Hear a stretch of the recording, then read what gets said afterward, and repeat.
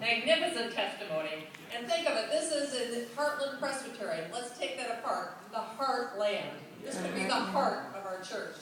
Thank you for showing us how to be disciples, how to be church. God bless you. Amen.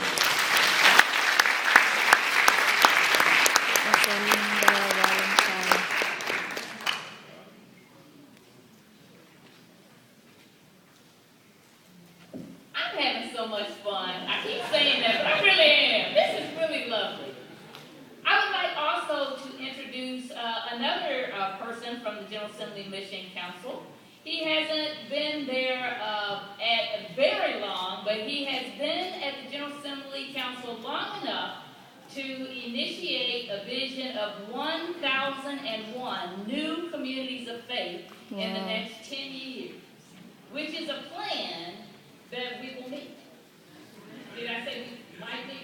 I'm sorry. I thought I said it was a plan. I thought I said it was a plan we would meet, right? 1,001 new communities of faith, and some of you already have plans to meet this.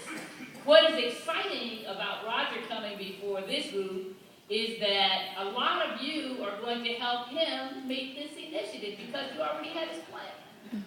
So I want to introduce you to someone who is has added competence as well as grace and wisdom to those of us in leadership at the General Assembly Mission Council. The Deputy Executive Director for Mission, Roger Durham.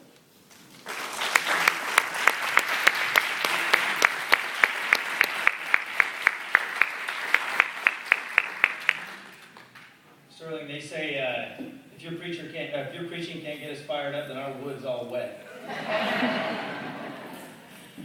It's a joy for me to be here as well, and not only to join the team with wonderful colleagues like this and to work with Linda Valentine, but to be able to get to know all of you, hopefully more and more as the time goes by.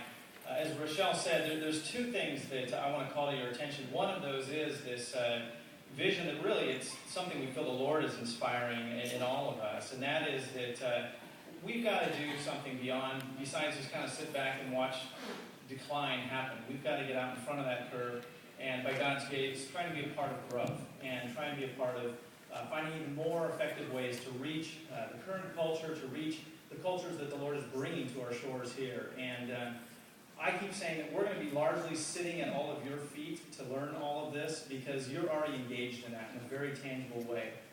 And there's a whole lot of the church that has a whole lot that we can learn from David and others who are already very actively engaged in this kind of work and ministry. So please, I beg you to help us. There's no specific formalized plan except simply trying to be the church and be effective at bringing the good news of Christ in word and deed to this culture. So we would love to partner with you in that. The second thing is we recognize that the only way you can become a more diverse and racial ethnic church, a multicultural church, is to have really effective leaders at the top levels that are representing what we're trying to do. And we are doing our best, and as Rochelle said, Linda's done such a fantastic job in moving that ball down the field. But we're trying to create a bit of a database that has hopefully a lot of your names in that, because we find a lot of times that we get to some of these significant positions, and the word is just not out there broadly enough, and we don't know some of you that are out there that are very capable and can be very effective in those roles. And so through the Human Resources Department there, the Mission Council, we're trying to create a bit of a database where we simply get to know one another a little bit better and get to know the skill set that is out there. And I know it's out there. So if you get contacted about that, you haven't obligated yourself to anything except just simply sharing some of our gifts and being aware of what the Lord is doing out there and how we can get better acquainted as we move forward. So it's a privilege for me to be here. It's a privilege for me to be in this room with all of you. And thank you so much for the work that you are doing.